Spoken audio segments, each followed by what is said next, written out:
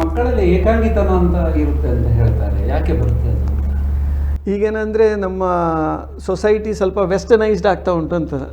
So ಹೆಚ್ಚಿನ ಮನೆಯಲ್ಲೂ ತಂದೆ ತಾಯಿ ಇಬ್ಬರು ಕೆಲಸ ಮಾಡುವವರು, ಮತ್ತು ಮುಂಚಿನ ಕಾಲದಲ್ಲಿ ಅಜ್ಜ ಅಜ್ಜಿ ದೊಡ್ಡ ಫ್ಯಾಮಿಲಿ ಕೂಡು ಕುಟುಂಬ ಇರ್ತಿದ್ರು. ಸೊ ಅದೀಗ ಚಿಕ್ಕದಾಗ್ತಾ ಇದೆ. ತಂದೆ ತಾಯಿ ಮನೆಗೆ ಬರುವಷ್ಟೊತ್ತಿಗೆ ಶಾಲೆ ಕಳೆದು ಮಗು ಅಥವಾ ಹುಡುಗ ಹುಡುಗಿ ಡೇ ಕೇರ್ ಹೋಗಿ ಅಥವಾ ಬೇರೆ ಯಾವುದಾದ್ರೂ ಕೆಲಸದವರೊಟ್ಟಿಗಿದ್ದು ಮತ್ತೆ ಮನೆ ಬರುವ ಪರಿಸ್ಥಿತಿ. ಸೊ ಕ್ವಾಲಿಟಿ ಟೈಮ್ ತಂದೆ ತಾಯಿಯೊಟ್ಟಿಗೆ ಸಿಗುವ ಕ್ವಾಲಿಟಿ ಟೈಮ್ ಕಮ್ಮಿ ಆಗ್ತಾ ಇದೆ. ಕೆಲವೊಮ್ಮೆ ಮಕ್ಕಳು ಏನು ಮಾಡ್ತಾರೆ ಅಂತ ತಂದೆ ತಾಯಿಗೂ ಗೊತ್ತಿರಲ್ಲ. ಇತ್ತೀಚೆಗೆ ಒಂದು ಉದಾಹರಣೆ ಹೇಳೋದಿದ್ರೆ, ಸ್ವಲ್ಪ ಟೈಮ್ ಮುಂದೆ ಒಂದು ತಂದೆ ನನ್ನ ಹತ್ರ ಒಂದು ಮಗುವನ್ನು ಕರ್ಕೊಂಡ್ಬಂದಿದ್ರು. ತಂದೆ ಹೋಗಿ ಆ್ಯಕ್ಚುಲಿ ತುಂಬ ಬೇಜಾರದಲ್ಲಿ ಹೇಳಿದರು. ಅವರು ಆ್ಯಕ್ಚುಲಿ ಒಂದು ಬ್ಯಾಂಕ್ ಮ್ಯಾನೇಜರ್ ಹತ್ರ ಹೋಗಿ ಜಗಳ ಮಾಡಿದರು. ಯಾಕೆ ಅಂತ ಕೇಳಿದರೆ, ನನ್ನ ಮೊಬೈಲ್ ಅಕೌಂಟಿಂದ ದುಡ್ಡು ಹೋಗ್ತಾ ಇದೆ, ಬ್ಯಾಂಕಿನವರು ಏನೋ ಫ್ರಾಡ್ ಮಾಡ್ತಾ ಇದ್ದಾರೆ ಅಂತ. ಬಟ್ ಬ್ಯಾಂಕ್ ಅಕೌಂಟ್ ಚೆಕ್ ಮಾಡಿ ಹೇಳಿದರು, ನಮ್ಮಲ್ಲಿ ಏನು ತೊಂದರೆ ಕಾಣ್ತಾ ಇಲ್ಲ, ಎಲ್ಲ ಸರಿ ಇದೆ, ನಿಮ್ಮದೇ ಏನೋ ಪ್ರಾಬ್ಲಮ್ ಇರಬೇಕು ಅಂತ. ಮತ್ತೆ ಚೆಕ್ ಮಾಡಿ ನೋಡುವಾಗ ಈ ಅಕೌಂಟ್ ಯೂಸ್ ಮಾಡ್ತಾ ಇರೋದು ಅವರ ಮಗನೇ. ಅವನು 7ನೇ ಕ್ಲಾಸ್ ಹುಡುಗ ಮೊಬೈಲ್ ಆಡಲಿಕ್ಕೆ, ದುಡ್ಡಿಟ್ಟು ಆಡಲಿಕ್ಕೆ ಅವನು ತಂದೆಯ ಅಕೌಂಟ್ ಯೂಸ್ ಮಾಡಿಕೊಂಡು ದುಡ್ಡು ಅದಕ್ಕೆ ಆಟಕ್ಕೆ ಹಾಕಿ ಅದನ್ನು ಬಂದ SMS ಅನ್ನು ಡಿಲೀಟ್ ಮಾಡ್ತಾ ಇದ್ದ. ಸೊ ಇವನು ಡೈಲಿ ಈ ಥರ ಮಾಡಿ ಸಾಧಾರಣ 60-70 ಸಾವಿರ ದುಡ್ಡು ಕಳ್ಕೊಂಡಿದ್ದಾನೆ. ಸೊ ಈ ಥರ ಮನೆಯಲ್ಲಿ ಆಗೋದಿದ್ರು ತಂದೆ ತಾಯಿಗೆ ಗೊತ್ತಿರೋದಿಲ್ಲ, ಏನು ಆಗ್ತಾ ಇಲ್ಲ. ಅವರು ಇದು ಕಂಪ್ಯೂಟ್ರಲ್ಲಿ ಏನು ನೋಡ್ತಾರೆ ಅಥವಾ ಹೇಗೆ ಕಾಲ ಕಳೀತಾರೆ, ಅವರ ಫ್ರೆಂಡ್ಶಿಪ್ ಯಾರೊಟ್ಟಿಗಿದೆ, ಹೇಗೆ ಟೈಮ್ ಸ್ಪೆಂಡ್ ಮಾಡ್ತಾರೆ, ಕೆಲವರು ಫ್ರೆಂಡ್ ಮನೆಗೆ ಹೋಗಿ ಉಳ್ಕೊಳ್ತಾರೆ, ಅಲ್ಲಿ ಏನು ಮಾಡ್ತಾರೆ. ಸೊ ಈ ಥರದ್ದು ಗಮನ ಸ್ವಲ್ಪ ಕಮ್ಮಿ ಆಗ್ತಾ ಇದೆ ಅಥವಾ ಅದ್ರ ಬಗ್ಗೆ ಜಾಸ್ತಿ ಗಮನ ಕೊಡ್ತಾ ಇಲ್ಲ. ಸೊ ಅದರಿಂದಾಗಿ ಐ ಥಿಂಕ್ ಸ್ವಲ್ಪ ಏಕಾಂಗಿತನದಿಂದ ಹೊರಗೆ ತರಲಿಕ್ಕೆ ಆಗುತ್ತಾ ಮಕ್ಕಳನ್ನು?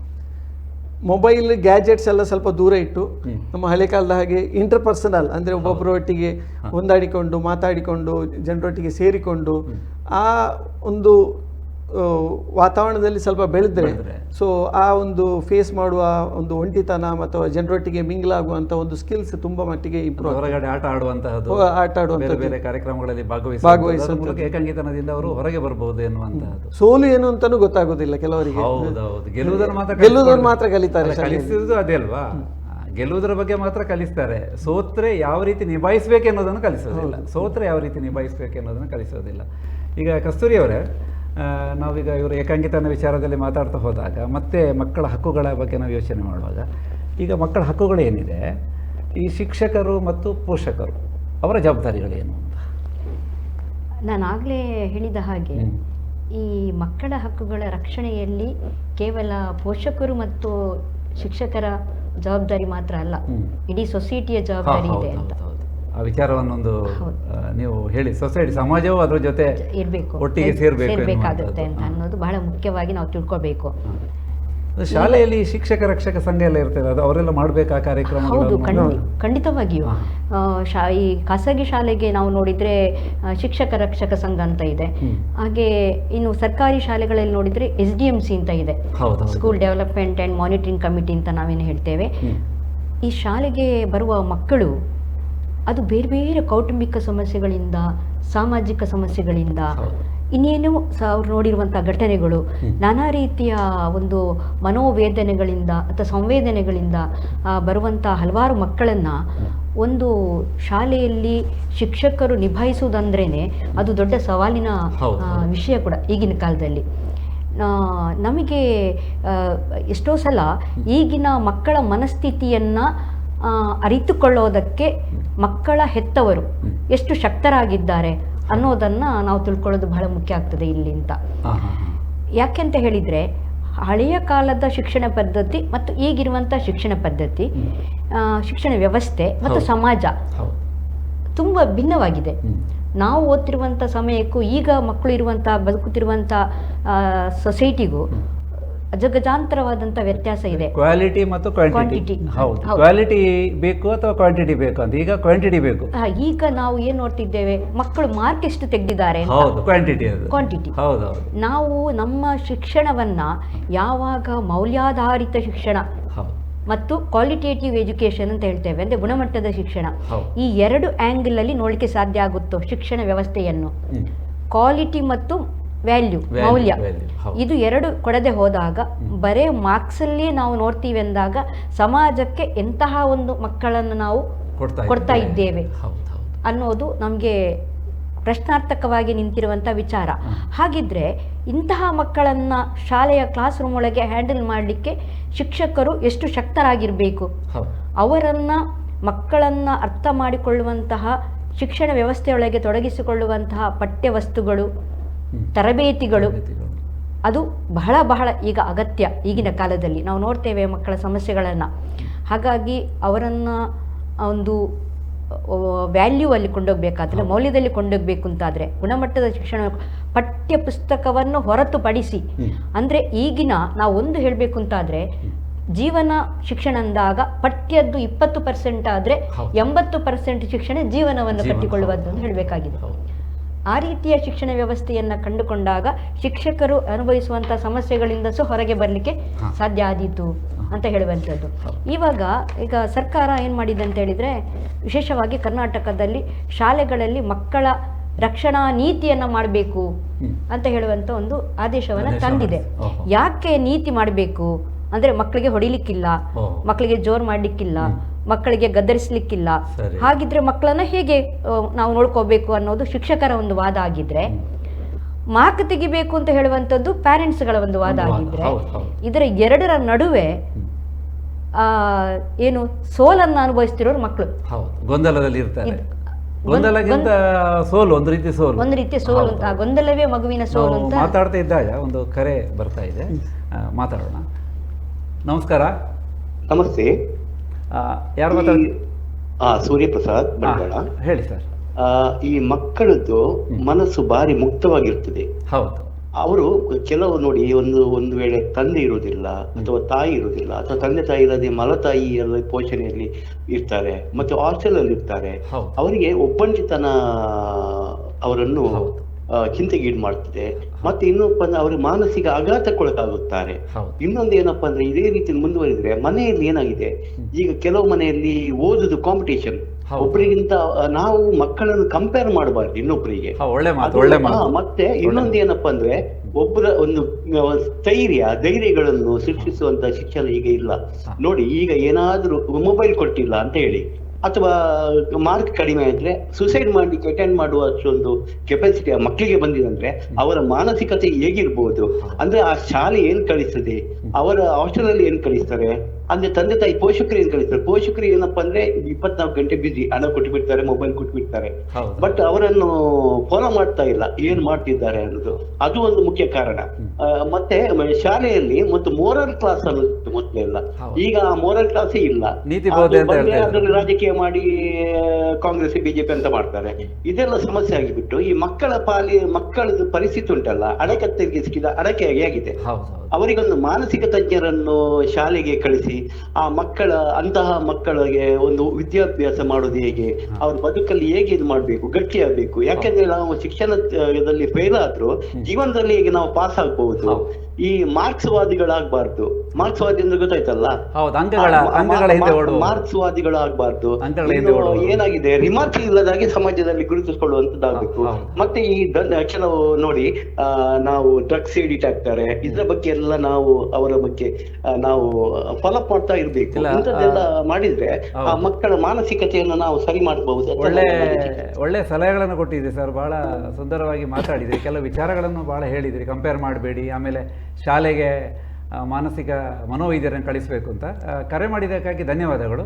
ಈಗ ಆ್ಯಕ್ಚುಲಿ ಒಳ್ಳೆಯ ವಿಚಾರಗಳು. ಹೌದು, ಈಗ ಆ್ಯಕ್ಚುಲಿ ಹೆಚ್ಚಿನ ಅಟ್ಲೀಸ್ಟ್ ಸಿಟಿ ಸ್ಕೂಲ್ಸಲ್ಲಿ ಕೌನ್ಸಿಲರ್ಸ್ ಇರ್ತಾರೆ. ಸೊ ಈಗ ಮನೋವೈದ್ಯರು ಎಲ್ಲ ಶಾಲೆಯಲ್ಲಿ ಇಟ್ಕೊಳ್ಳೋದು ಕಷ್ಟ. ಅಟ್ಲೀಸ್ಟ್ ಕೌನ್ಸಿಲಿಂಗ್ ಅಟ್ಲೀಸ್ಟ್ ಇನಿಷಿಯಲ್ ಸ್ವಲ್ಪ ಐಡೆಂಟಿಫಿಕೇಶನ್ ಮಾಡಲಿಕ್ಕೆ, ತಂದೆ ತಾಯಿಯರ ಹತ್ರ ಮಾತಾಡಲಿಕ್ಕೆ, ಟೀಚರ್ಸ್ ಒಟ್ಟಿಗೆ ಹೊಂದಾಣಿಕೆ ಲಯಸನ್ ಮಾಡಲಿಕ್ಕೆ. ಸೊ ಹೆಚ್ಚಿನ ಸಿಟಿ ಸ್ಕೂಲ್ಸ್, ದೊಡ್ಡ ಸ್ಕೂಲ್ಸಲ್ಲಿ ಕೌನ್ಸಿಲರ್ಸ್ ಅಂತ ಇರ್ತಾರೆ, ಸ್ಟೂಡೆಂಟ್ ಕೌನ್ಸಿಲರ್ಸ್.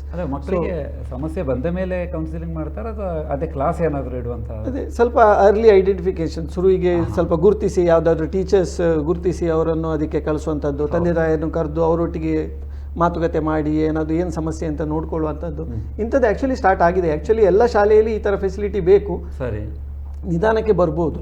ಇನ್ನೊಂದು ಕರೆ ಇದೆ. ಹಲೋ ಸರ್, ನಮಸ್ತೆ. ನಮಸ್ಕಾರ. ಸರ್ ಇದು ಏನಾಗಿದೆ ಗೊತ್ತಾ ಸರ್, ನಮ್ಮ 2019-20 ಕೊರೋನಾ ಬಂತಲ್ಲ ಸರ್, ಹೌದು.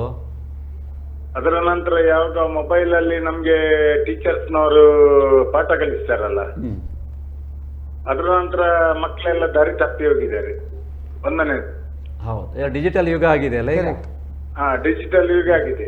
ಮತ್ತೊಂದು ಎಂತ ಗೊತ್ತಾ ಸರ್, ಮೊದ್ಲೆಲ್ಲ ಹೇಗೆ ನಾವು ಕನ್ನಡ ಮೀಡಿಯಂ ಶಾಲೆಯಲ್ಲಿ ಕಲಿತಿರುವಾಗ ನಮ್ಗೆ ನಾಗರ ಬೆತ್ತ ಅಂತ ಇತ್ತು, ಅಡಿಕೋಲ ಅಂತ ಇತ್ತು, ಮಗ್ಗಿ ಪುಸ್ತಕ ಅಂತ ಇತ್ತು. ಹೌದು, ಆಮೇಲೆ ಬೆಂಚ್ ಮೇಲೆ ನಿಲ್ಲಿಸ್ತಿದ್ರು. ಡೆಸ್ಕ್ ಮೇಲೆ ಬದುಕಿ ಆಗ್ತಿದ್ರು. ಹೌದೌದು, ನಿಲ್ಲಿಸ್ತಾ ಇದ್ರು. ಸರಿ. ಈಗ ಮಕ್ಳಿಗೆ ಯಾರು ಜೋರು ಪೇರೆಂಟ್ಸ್ ನ ಟೀಚರ್ಸ್ ನವ್ರು ಜೋರು ಮಾಡಿದ್ರೆ ಟೀಚರ್ಸ್ ಮೇಲೆ ಬಂದು ಬೀಳ್ತಾರೆ. ಅದು ನಿಯಮಗಳು ಬಂದಿದೆ, ಏನು ಮಕ್ಕಳನ್ನ ಶಿಕ್ಷಿಸುವ. ಇನ್ನೊಂದು ಎಂತ ಗೊತ್ತಾ ಸರ್, ಮಕ್ಕಳಿಗೆ ಟೀಚಿಂಗ್ ಕೊಡುವಾಗ ಟ್ಯೂಷನ್ ಮೊದಲೆಲ್ಲ ಟ್ಯೂಷನ್ ಇರ್ಲಿಲ್ಲ, ಈಗ ಟ್ಯೂಷನ್ ಇದೆ. ಟ್ಯೂಷನ್ಗೆ ಅಗ್ರಿಕಲ್ಚರ್ ವ್ಯತ್ಯಾಸ ಇದೆ. CBSE ಮತ್ತು ಇತರ ಶಾಲೆಗಳಿಗೆಲ್ಲ ವ್ಯತ್ಯಾಸ ಇದೆ. ಹೌದೌದು. ಇನ್ನೊಂದು ಏನ್ ಹೇಳ್ತೇನೆ ಸರ್ ಗೊತ್ತಾ, ಈಗ ಏನಾಗಿದೆ, ಒಂದು ಮನೆಯಲ್ಲಿ ಧಾರಾವಾಹಿ, ಮಕ್ಕಳು ಒಂದು ಸೈಡ್, ಹೌದೌದು, ಆನ್ಲೈನ್, ಯಾರ ಹತ್ರ ಮಾತಾಡುದು ಸರ್? ಹೌದೌದು. ನಾವೆಲ್ಲ ಕನ್ನಡ ಶಾಲೆಯಲ್ಲಿ ಕಲ್ತವರಲ್ಲ ಸರ್, ಅಲ್ಲ ನೀವು ಮನೆ ಕಥೆಯನ್ನ ಸರಿಯಾಗಿ ಹೇಳ್ತಾ ಇದ್ದೀರಿ, ಎಲ್ಲ ವಿಚಾರಗಳನ್ನು ಹೇಳ್ತಾ ಇದ್ದೀರಿ. ಹೌದು, ಮನೆ ಕಥೆ ಇದು. ಬೇರೆ ಏನಿಲ್ಲ, ಮಕ್ಳು ಏನು ಎಲ್ಲಿ ಹೋಗಿದ್ದಾರೆ, ಎತ್ತ ಹೋಗಿದ್ದಾರೆ ಅಂತ ಹೇಳಿಕೆ ಆಗುದಿಲ್ಲ. ಹೌದು, ಅದರ ಬಗ್ಗೆನೇ ನಾವಿವತ್ತು ಅದರ ಬಗ್ಗೆ ಜಿಜ್ಞಾಸೆ ಮತ್ತು ಅದು ಟೀಚರ್ ಮಾತಾಡ್ತಿದ್ದಾರೆ ಸರ್. ವಿಶ್ವ ಮಕ್ಕಳ ದಿನಾಚರಣೆ ಅಂಗವಾಗಿ ಬೆಳಿಗ್ಗೆ ಯಾವಾಗ ಬೇಗ ಹೇಳ್ತಾರೆ 5 ಗಂಟೆಗೆ, ಅಲ್ಲಿ ದೀಪ ಬೆಳಗ್ತದೆ ಸರ್. ಹೌದು, ಖಂಡಿತ. ಹಾಗೆ, ಧನ್ಯವಾದಗಳು ಕರೆ ಮಾಡಿದ್ದಕ್ಕಾಗಿ. ತುಂಬಾ ಕಳಕಳಿಯ ಮಾತು ಮಾತ್ರ, ಬಹಳ ತುಂಬಾ ಚಂದ ಮಾತಾಡಿದ್ರು ವಿಚಾರಗಳನ್ನು. ಟೀಚರ್ಸ್ ಮಕ್ಕಳಿಗೆ ಹೆದರುವ ಕಾಲ ಆಗಿದೆ, ನಿಯಮಾವಳಿಗಳು ಹಾಗೆ ಬಂದಿದೆ. ಮಕ್ಕಳನ್ನು ಏನು ಮಾಡುವ ಹಾಗಿಲ್ಲ. ಹಿಂದೆ ನಾಗರ ಬೆತ್ತದಲ್ಲಿ ಹೊಡಿತಾ ಇದ್ರು ಅಂತ ಕೆಲಸ ಇಂಪಾರ್ಟೆಂಟ್ ಇತ್ತು, ಆದ್ರೆ ಅದನ್ನು ಬ್ಯಾಲೆನ್ಸ್ ಮಾಡಿಕೊಂಡು ಈಗ ಮಕ್ಕಳನ್ನ ಬೆಳೆಸಬೇಕು ಅಂತ. ಮೇಡಮ್, ಈಗ ನಾನು ಒಂದು ಮಕ್ಕಳ ಹಕ್ಕುಗಳ ಬಗ್ಗೆ ಮಾತಾಡ್ತಾ ಹೋಗುವಾಗ ಇದಕ್ಕೆ ತುಲನೆ ಮಾಡಿಕೊಂಡು ನನಗೊಂದು ಸಣ್ಣ ಗೊಂದಲ ಇದೆ. ಯಾವ ವಯಸ್ಸಿಗೆ ಮಕ್ಕಳಿಗೆ ಹಕ್ಕುಗಳನ್ನು ಕಲಿಸಬೇಕು ಅಂತ? ಸಣ್ಣ ಮಗುವಿಗೆ ಅಥವಾ ಯಾವ ವಯಸ್ಸಿಗೆ ಹೇಳಬೇಕು? ಈಗ ಮಕ್ಕಳ ಹಕ್ಕುಗಳ ಬಗ್ಗೆ ಮಕ್ಕಳಿಗೆ ಹೇಳಬೇಕು ಅಂತಂದಾಗ ವಯಸ್ಸಿನ ಪರಿಮಿತಿ ನೋಡಬೇಕಾದ್ರೆ ಸಾಮಾನ್ಯವಾಗಿ ನಾವು ತಿಳ್ಕೊಳ್ತೇವೆ, ಮಕ್ಕಳಿಗೆ ಸ್ವಲ್ಪ ನಾವು ಹೇಳಿದ್ದನ್ನು ಅರ್ಥ ಮಾಡಿಕೊಳ್ಳಲಿಕ್ಕೆ ಸಾಧ್ಯ ಆಗಬೇಕು, ಆ ಪ್ರಾಯಕ್ಕೆ ಕೊಡಬೇಕು ಅಂತ ನಾವು ಸಾಮಾನ್ಯವಾಗಿ ತಿಳ್ಕೊಳ್ಳುವಂಥದ್ದು. ಆದರೆ ನಾವು ನಮ್ಮ ಕೆಲವೊಂದು ಪ್ರಕರಣಗಳನ್ನು ನೋಡುವಾಗ ಈ ಲೈಂಗಿಕ ದೌರ್ಜನ್ಯ ಅನ್ನೋದು 1 ವರ್ಷದ ಮಗುವಿನ ಬಿಟ್ಟಿಲ್ಲ. 1 ವರ್ಷದ, ಹೌದು ಹೌದು ಹೌದು, 1 ವರ್ಷದ ಮಗುವಿನಿಂದ ಹಿಡಿದು 3, 4, 5, 6 ಹಾಗಿರುವಾಗ ಈ ಮಕ್ಕಳಿಗೆ ಹಕ್ಕುಗಳು ಹೇಳಿದ್ರೆ ಅರ್ಥ ಆಗುದಿಲ್ಲ ಏನು ಅಂತ. ಇದು ನಿನ್ನ ಹಕ್ಕು ಅಂತ ಹೇಳಿದ್ರೆ ಹಕ್ಕು ಹೇಳುವ ಶಬ್ದ ಅರ್ಥವೇ ಗೊತ್ತಿಲ್ಲದ ಮಗುವಿಗೆ ಹಕ್ಕನ್ನು ಹೇಗೆ ಕಳಿಸ್ಲಿ? ಆದರೆ ಸಣ್ಣ ಮಕ್ಕಳಿಗೆ, ಉದಾಹರಣೆಗೆ ಈಗ ಚಿಕ್ಕ ಮಕ್ಕಳಿಗೆ ಹೇಗೆ ಹೇಳಿಕೊಡೋದು ಅನ್ನೋದು ನಮ್ಮ ಮತ್ತೆ ಮುಂದುವರಿಸಿ ಒಂದು ಕರೆ ಸ್ವೀಕರಿಸಿ ಮಕ್ಕಳ ಹಕ್ಕುಗಳ ಬಗ್ಗೆ ಯಾವ ವಯಸ್ಸಲ್ಲಿ ಹೇಳೋದು ಅಂತ. ನಮಸ್ಕಾರ. ನಮಸ್ತೆ. ನಾವು ಪಠ್ಯೇತರ ಚಟುವಟಿಕೆಗಳು, ದೈಹಿಕ ಇದು ಇದೆಯಲ್ಲ ಶಿಕ್ಷಣ ಬಗ್ಗೆ, ಇದ್ರ ಬಗ್ಗೆ ಸ್ವಲ್ಪ ಕಾಳಜಿ ಜಾಸ್ತಿ ವಹಿಸ್ಬೇಕು ಮಕ್ಕಳಿಗೆ, ತೊಡಗಿಸುವಾಗಿ ಮಾಡ್ಬೇಕು. ಮತ್ತೆ ಇವಾಗ ಡೆನ್ಮಾರ್ಕ್ ಅಲ್ಲಿ ನೋಡಿ 15 ವರ್ಷದವರೆಗೆ ಅಲ್ಲಿ ಮೊಬೈಲ್ ನಿಷೇಧ ಮಾಡಿದ್ದಾರೆ ಮಕ್ಕಳಿಗೆ. ಚೀನಾದಲ್ಲಿ ಪಠ್ಯೇತರ ಚಟುವಟಿಕೆಗಳಿಗೆ ಉತ್ತೇಜನ ಜಾಸ್ತಿ ಕೊಡ್ತಾರೆ, ಮೊಬೈಲ್ ಇಂದ ದೂರ ಇರುವ ಹಾಗೆ ಮಾಡ್ತಾರೆ ಮಕ್ಕಳನ್ನು. ಇಂತಹ ಶಿಕ್ಷಣವನ್ನು ನಮ್ಮ ಸರ್ಕಾರಿ ಶಾಲೆಗಳಲ್ಲಿ, ಖಾಸಗಿ ಶಾಲೆಗಳಲ್ಲಿ ಮಾಡಿದ್ರೆ ಒಂದು ಉತ್ತಮ ಸಪೋರ್ಟ್ ಸಿಗ್ಬೋದು ಅಂತ ನಾನು. ಒಳ್ಳೆ ಸಲಹೆ ಹೇಳಿದ್ದೀರಿ ಮೊಬೈಲ್ ವಿಚಾರ ಸಂಬಂಧಪಟ್ಟ ಹಾಗೆ. ಕರೆ ಮಾಡಿದ್ದಕ್ಕಾಗಿ ಧನ್ಯವಾದಗಳು. ಒಳ್ಳೆಯ ಸಲಹೆ ಕೊಟ್ಟರೆ. ಒಂದು ನನಗೊಂದು ನೆನಪಾಯಿತು, ಸ್ವಲ್ಪ ದಿವಸ ಮುಂಚೆ ಒಂದು ಪೇರೆಂಟ್ಸ್ ಬಂದಿದ್ರು. ಸೊ ಹುಡುಗ ತುಂಬ ಮೊಬೈಲ್ ಯೂಸ್ ಮಾಡ್ತಾನೆ ಅಂತ. ಸೊ ನಾನು ಕೇಳಿದೆ, ಮಗನಿಗೆ ಮೊಬೈಲ್ ಯಾಕೆ ಯಾಕೆ ಕೊಟ್ಟಿದ್ದು ಅಂತ. ಸೊ ಅವ್ರು ಹೇಳಿದರು, ಇಲ್ಲ, ತಂದೆ ಹೇಳಿದರು, ಇಲ್ಲ ನಾನು ಮೊಬೈಲ್ ಹೊಸ್ತು ತೆಗೆದುಕೊಡ್ಲಿಲ್ಲ, ಸೆಕೆಂಡ್ ಹ್ಯಾಂಡ್ ತೆಗೆದುಕೊಟ್ಟೆ ಅಂತ. ಮೊಬೈಲ್ ಸೊ ಅದು ಯೋಚನೆ ಮಾಡೋದಿಲ್ಲ. ಸೊ ಸೆಕೆಂಡ್ ಹ್ಯಾಂಡ್ ಮೊಬೈಲ್ ಕೊಟ್ಟೆ, ಹೊಸ್ತು ಕೊಡಲಿಲ್ಲ ನಾನು ಅಂತ. ಬಟ್ ನನ್ನ ಪಾಯಿಂಟ್ ಏನಂದ್ರೆ ಯಾಕೆ ತೆಗೆದುಕೊಟ್ಟಿದ್ದು ಅಂತ. ಸೊ ಅವ್ರು ಹೇಳಿದ್ರು, ಹೊಸ್ತು ತೆಗೆದುಕೊಟ್ಟಿಲ್ಲ, ನಾನು ಸೆಕೆಂಡ್ ಹ್ಯಾಂಡ್ ತೆಗೆದುಕೊಟ್ಟೆ ಅಂತ. ತಪ್ಪೇ ಅಲ್ವಾ? ಹಳೇದಾಗ್ಲಿ ಅಥವಾ ಹೊಸದಾಗ್ಲಿ ಮೊಬೈಲ್. ಮೇಡಮ್, ಮತ್ತೆ ಮಾತುಕತೆ ಮುಂದುವರಿಸುತ್ತಾ ನೀವು ಹೇಳಿದ್ರಿ ಲೈಂಗಿಕ ದೌರ್ಜನ್ಯ ಮಕ್ಕಳಿಗೆ ಆಗ್ತದೆ ಅಂತ. ಯಾವ ವಯಸ್ಸಿನಲ್ಲಿ ನಾವು ಈಗ ಹಕ್ಕುಗಳ ಬಗ್ಗೆ ಪಾಠವನ್ನು ಬೋಧನೆ ಮಾಡಬೇಕು ಅಂತಾದರೆ ಮಗು ಒಂದು 5ನೇ ತರಗತಿಯಾದರೂ 4ನೇ ತರಗತಿಗೆ ಬಂದ ನಂತರ ಮಕ್ಕಳಿಗೆ ಬೇರೆ ಬೇರೆ ಹೇಳಿಕೊಡ್ಲಿಕ್ಕೆ ಸಾಧ್ಯ ಆಗುತ್ತೆ. ಸರಿ. ಆದರೆ ಈಗ ಅಂಗನವಾಡಿಗೆ LKG UKGಗೆ ಬರುವ ಮಕ್ಕಳಿಗೂ ಕೂಡ ತನ್ನ ದೇಹದ ರಕ್ಷಣೆಯನ್ನ ಮಾಡಲಿಕ್ಕೆ ಏನು ಮಾಡ್ಬೋದು, ಸಣ್ಣ ಸಣ್ಣ ವಿಡಿಯೋಗಳು, ಸಣ್ಣ ಸಣ್ಣ ಚಿತ್ರಗಳು, ದೇಹದ ಭಾಗಗಳು, ಮತ್ತೆ ಅದನ್ನ ಉದಾಹರಣೆಗೆ ಒಂದು ಬೆಕ್ಕು ಮಲಗಿ, ಅದು ಹೇಳ್ಬೋದು ಮಗುವಿಗೆ, ಬೆಕ್ಕು ಮಲಗಿದೆ, ನಿದ್ದೆ ಮಾಡಿದೆ, ಆ ಮಗುವಿಗೆ ಅಲ್ಲಿ ಬೆಕ್ಕಿಗೆ ಹತ್ರ ಹೋಗಿ ಏನಾದ್ರೂ ಕೀಟ್ಲೆ ಮಾಡಿದ್ರೆ ಮಗು ಏನು ಮಾಡುತ್ತೆ, ಬೆಕ್ಕು ಏನು ಮಾಡುತ್ತೆ, ರಿಯಾಕ್ಟ್ ಮಾಡುತ್ತೆ, ನನಗೆ ಮುಟ್ಟಬೇಡ, ಹತ್ರ ಬರಬೇಡ ಅಂತ ಆಕ್ಷನ್ ತೋರಿಸುತ್ತೆ. ಹಾಗೆ ಈ ಮಕ್ಕಳಿಗೆ ಅಂತಹ ವಿಡಿಯೋಗಳನ್ನ ನಿನಗೆ ಯಾರಾದ್ರೂ ತೊಂದರೆ ಮಾಡಿದ್ರೆ, ನಿನಗೆ ಅದು ಬೇಡ ಅಂತ ಅನಿಸಿದ್ರೆ, ಅದು ಅಸಹ್ಯ ಕೆಟ್ಟದು ಅಂತ ಅನಿಸಿದಾಗ ನೀನು ಅದನ್ನ ರಿಯಾಕ್ಟ್ ಮಾಡಬಹುದು. ಸಣ್ಣ ಮಕ್ಕಳಿಗೆ ಸಹ ಅರ್ಥ ಮಾಡಿಕೊಳ್ಳುವ ರೀತಿಯಲ್ಲಿ, ಅಂದ್ರೆ 18 ವರ್ಷದ ಮಕ್ಕಳಿಗೆ ಹೇಳುವ ರೀತಿಯಲ್ಲೇ ಒಂದನೇ ತರಗತಿಯ ಮಗು ಹೇಳಿಕ್ಕೆ ಆಗೋದಿಲ್ಲ. ಆಯಾಯ ಪ್ರಾಯಕ್ಕೆ ಅನುಗುಣವಾಗಿ ಯಾವ ರೀತಿಯಲ್ಲಿ ನಮ್ಮ ವಿಷಯಗಳನ್ನ ನಾವು ಕನ್ವೆ ಮಾಡಬೇಕು, ಹೇಳಬೇಕು ಅವರಿಗೆ, ಅದನ್ನ ಹೇಳುವಂಥದ್ದು ಬಹಳ ಮುಖ್ಯ. ಆದರೆ ಬರೀ ಅಂಗನವಾಡಿ LKGಯಿಂದಾನೇ ಅವರ ಒಂದು ರಕ್ಷಣೆಯ ಬಗ್ಗೆ ಮಾಹಿತಿ ಕೊಡುವಂಥದ್ದು ಈಗಿನ ಕಾಲಘಟ್ಟದಲ್ಲಿ ಬಹಳ ಬಹಳ ಅಗತ್ಯ ಇದೆ. ಬಾಲ್ಯದಲ್ಲೇ ಪ್ರಾರಂಭ ಮಾಡಬೇಕು ಅಂತ ವಿಷಯ.